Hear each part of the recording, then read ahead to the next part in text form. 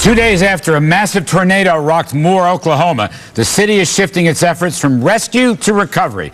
Let's get the latest from Oklahoma Senator Tom Coburn.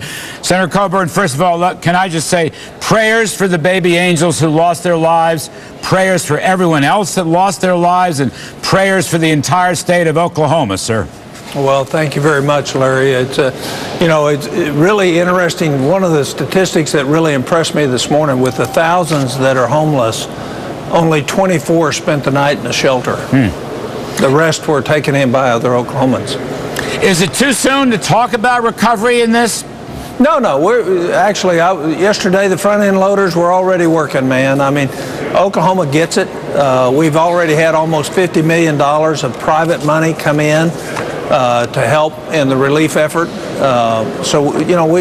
Leadership has stood up in Oklahoma, and a lot of people throughout the rest of the country. You know, the America I know and love is responding in a way that we should be responding to. We ought to be very thankful that the core values of this country rise up in times of need. And with the tremendous loss of life that we had and experienced, so many people and so many families, the fact is other than that, we'll recover, we'll rebuild, and we'll keep going like we've been going. We're the little engine that could. You know, I want to ask you, as you toured the state yesterday, as you toured the area of Moore, Oklahoma yesterday, but I've been watching the TV a lot, and Oklahomans, I mean, they seem to be very level-headed with a certain spirit that really is terrific to watch. And I just want to ask you, what did you hear when you were talking to people? Well, I mean, you know, people are thankful that they got away with their lives. You know, they're really concerned about those that lost loved ones and the children, and they'll be there to support people emotionally and spiritually as they get on with their lives. But, you know, it's like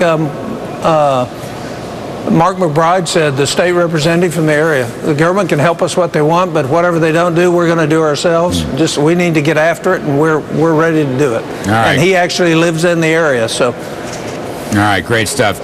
President Obama issued a disaster declaration, as you know. FEMA is now getting involved. I don't know if they're on the ground yet or not. Senator, can you clarify your own position on this? There's been a lot written back and forth. I want to get it straight from you on disaster funding. Are you in favor of disaster funding? Are you opposed to disaster funding? Help me out with a clarification. No, look, I think the federal government, where it can step in and help people in times of need, we ought to do it. We just shouldn't charge it to our children. And my problem with the Sandy supplemental disaster bill is $40 billion of that money ain't going to get spent for the next 2 to 5 years, so it's obviously not emergency. And what we did is we piled in on earmarks and parochial projects and things that didn't have anything to do with relief. And that's the problem with the career politicians in Washington. You get a spending bill that doesn't have any restraints on it, and they had everything, including the kitchen sink, to it. And what we really needed in the Northeast was about $19 billion, and I voted for the first 10. I would have voted for the next 10. But the other $40 billion should have gone through a process that said we're going to make priorities out of this. And we didn't do that. The career politicians don't want to make hard choices, just like everybody else in this country has to, except the people who are elected to make good long-term decisions for the country. Regarding the disaster in Oklahoma, as I understand it, FEMA has about $11.6 billion. Now, would disaster money come out of FEMA, or would you want offsets even to that FEMA money? No. We have paid for that money through the budget this past year, so it was put in there as a priority.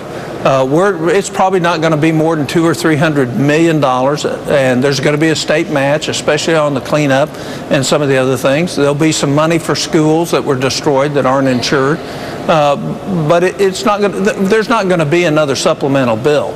You know, this is all the political games of the media that want to create an issue when there's not an issue.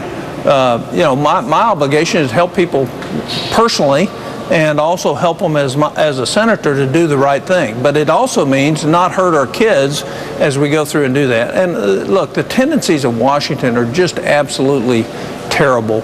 when it comes to spending money that we don't need or not making choices. And that my position has always been is when we're going to do disaster relief, we ought to cut some of the low priority spending to pay for that rather than charge it to the very children that we say we're helping, but in fact we're hanging with a noose with the debt we're putting around their neck. All right, we'll leave it there. Senator Tom Coburn of Oklahoma. Thank you, sir. Larry. Thank you for clarifying. You bet. Thanks.